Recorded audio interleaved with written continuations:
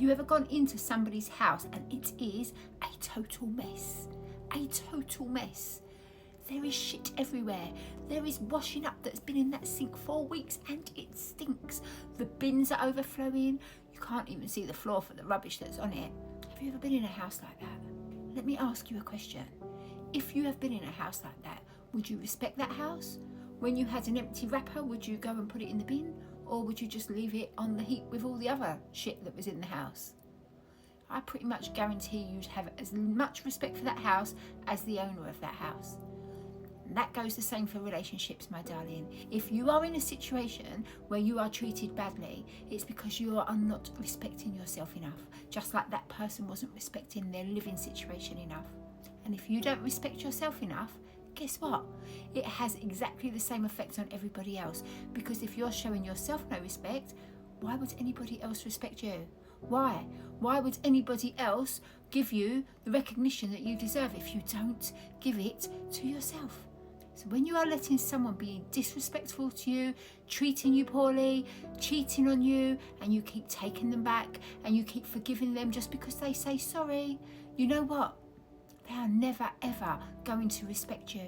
And, my darling, nor is anybody else, because what we put up with, we end up with. That's just a fact. So if you're in a situation where you've been dumped, stop begging, stop pleading, stop sending them big long text messages, them big long voice notes, them emails. Stop it. Stop it right now, because with every single message that you are sending, your self-esteem is getting lower and lower and lower until in the end, you're just going to be on the floor, accepting the breadcrumbs that anybody will throw at you because you feel so worthless. My darling, you're amazing. Look in the mirror and realise who you are. Straighten that crown, because my darling, you deserve so much more than that. But until you realise it, that's never going to change for you. So if your ex has gone and monkey branch off to someone else, let them do it. Let them go and really do complete no contact. But you must do it properly, guys.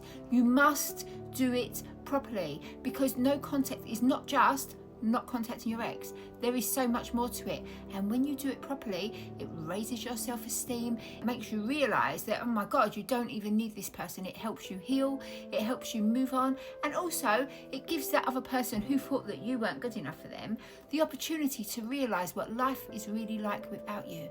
And also, if they were treating you awfully, you know what, they're going to realise that you have high self-esteem and you're not going to put up with that anymore. And my darling, there is nothing more attractive than somebody who knows their own self-worth.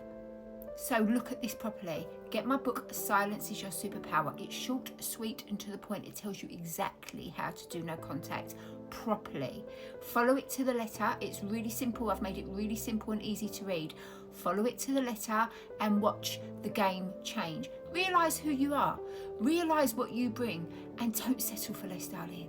Because, my darling, if you don't settle for less, guess what? You won't get less. You have got this, and I believe in you.